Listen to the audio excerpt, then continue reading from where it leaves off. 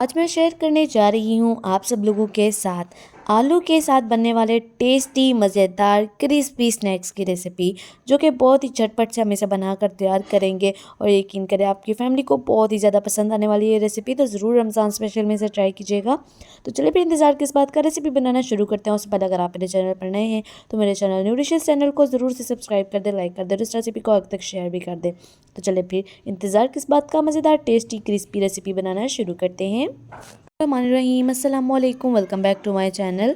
तो यहाँ पर सबसे पहले मैंने 1.5 कप ले लिया है मैदा और मैदे को हम इस तरह से डाल देंगे एक खुले से बर्तन के अंदर। इसके अंदर शामिल करेंगे हाफ़ टी स्पून अजवाइन और अजवाइन शामिल कर देने के बाद हाफ़ टी स्पून हम इसके अंदर नमक शामिल करेंगे और यहाँ पर हाफ़ टी स्पून हम इसके अंदर शामिल कर देंगे कुटी हुई लाल मिर्च और यहाँ पर chaat masala powder half tea spoon शामिल करेंगे। इसके बाद जनाब आपने करना क्या है कि 2 टेबलस्पून मेल्टेड हुआ घी आपने डालना है। याद रहे ऑयल हम इसके अंदर इस्तेमाल नहीं करेंगे।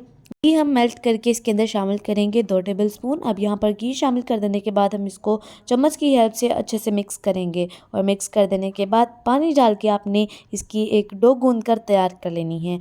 डो ना ही इतनी नरम होनी चाहिए और ना ही इतनी सख्त होनी चाहिए, बस नॉर्मल सी हम इसकी एक डो गूंद कर तैयार करेंगे। आप देख सकते हैं मैंने इसको चम्मच की हेल्प से अच्छे से मिक्स कर लिया है। घी इसके अंदर अच्छे से मिक्स हो चुका है। अब यहाँ पर आपने थोड़ा थोड़ा सा पानी इसके अंदर शामिल करते हुए इसकी एक डो गूंद कर तैयार कर लेनी है।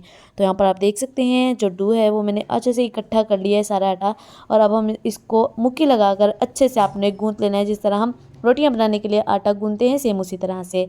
अब यहाँ पर आप देख सकते हैं हमारी नरम सी डो गूंथ कर तैयार है। अब हम करेंगे क्या कि इसको इस तरह से बड़े बर्तन से में से उठाएंगे और छोटे बर्तन में शिफ्ट करेंगे और इसे कवर करके साइड पे कर देंगे। अब यहाँ पर देखिए इसको हम छोटे बाउल में शिफ्ट करेंगे और इसको कवर करेंगे और इसको इस तरह काउंटर टॉप पे ही छोड़ देंगे साइड पे तकरीबन 15 से 20 मिनट के लिए। यहाँ पर मैंने एक बड़े साइज़ का आलू लिया था जिसको बॉयल करके इसके छिलके रिमूव कर लिए मैंने और ये रूम टेम्परेचर पर ज़रा आ चुका है। अब मैं पोटैटो मैशर की हेल्प से इसको सिंपल मैश कर लूँगी। आप चाहे तो पोटैटो मैशर नहीं है तो फोर्क की हेल्प से कर लें, यहाँ पर जो गिलास की नीचे वाली साइड होती है उसकी हेल्प से भी कर सकते हैं। पोटैटो जो है वो हमारे मैश हो चुके हैं। अब यहाँ पर हम इसके अंदर मिर्च बिल्कुल बारीक कटी हुई, एक मैंने हरी मिर्च ली थी जिसको बारीक बारीक कट कर लिया था। बिल्कुल छोटे साइज़ का प्याज लेंगे, बिल्कुल बारीक बारीक चॉप करके कट किया है। 1 टीस्पून हम इसके अंदर नमक शामिल करेंगे।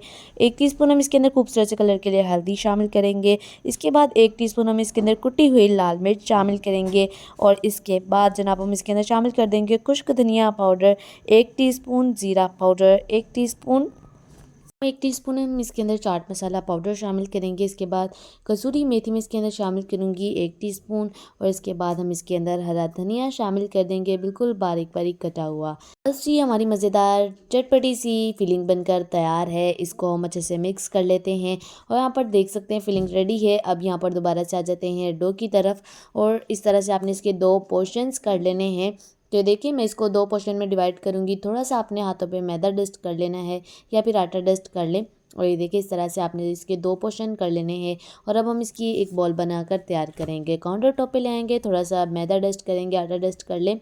अब आपने इसको थोड़ा सा हल्का सा दबा लेना है और फिर आपने इसको रोलिंग पिन की हेल्प से अच्छे से रोल कर लेना है, बेल लेना है। यहाँ पर आप देख सकते हैं कि मैंने इसको अच्छे से बेल लिया है। इसकी कटिंग करेंगे तो कटिंग आपने इस तरह से करनी है इसकी। तो देखिए पहले हम 2 पार्ट में इसे डिवाइड करेंगे और फिर हम इसे 4 पार्ट्स में डिवाइड कर देंगे। तो बहुत ही ईजी स्टेप्स हैं।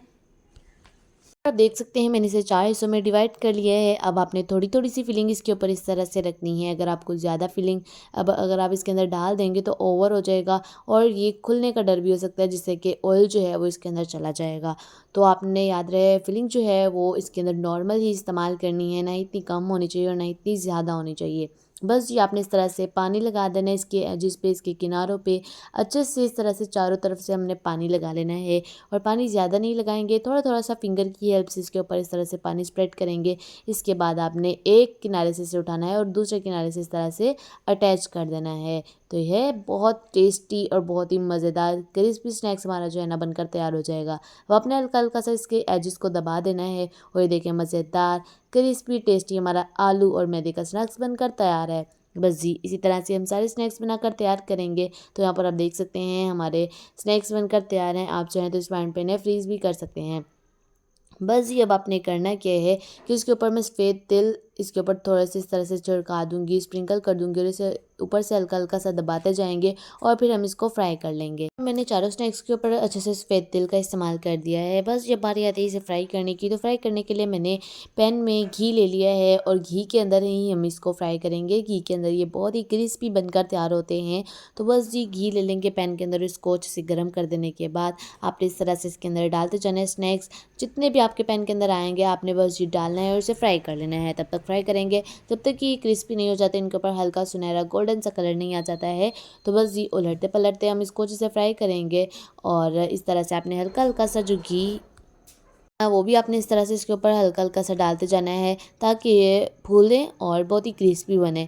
बस जी इस तरह से आपने इसकी साइड्स को चेंज करते हुए इसे अच्छे से फ्राई कर लेना है। यहाँ पर मुझे इसे फ्राई करते हुए तकरीबन आधा मिनट ही गुजरा है और आप देख सकते हैं कितना खूबसूरत सा कलर आ चुका है इसके ऊपर।